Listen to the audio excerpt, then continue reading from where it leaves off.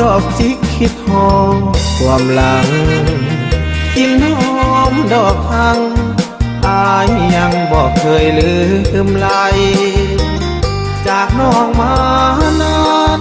ทุกวันสุดที่มองไม่คิดถึงน้องมาข้างใดซึ่งใจสุดลืมขนาดเห็นเขาสุกเหลืองต่อเฟืองเหี่ยวแห้งเดือนห้าหน้าแดง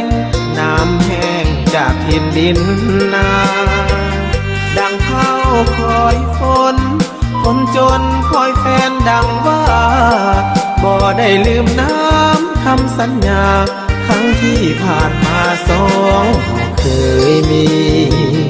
หอมดอกจำปามาลาใครที่บ้าน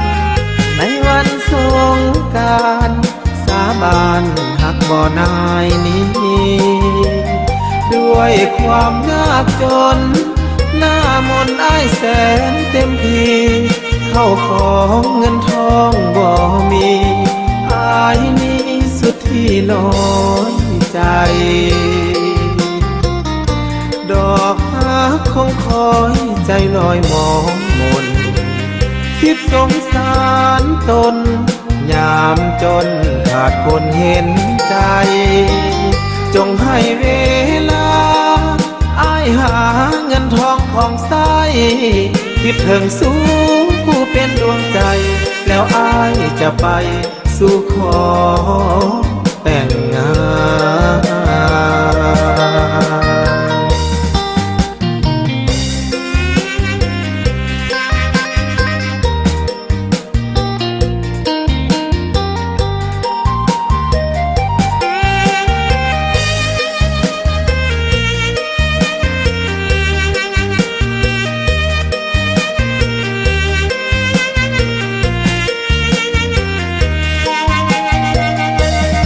นดอกจำปา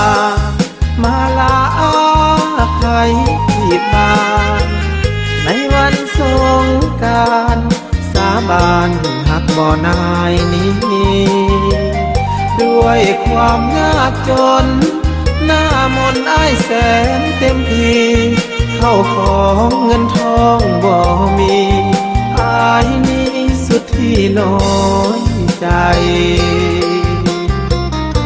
ดอกฮักคงคอยใจลอยมองมนคิดสงสารตนยามจนขาดคนเห็นใจจงให้เวลาอ้ายหาเงินทองของใสคิดถึงสู้ผู้เป็นดวงใจแล้วอ้ายจะไปสู่ขอ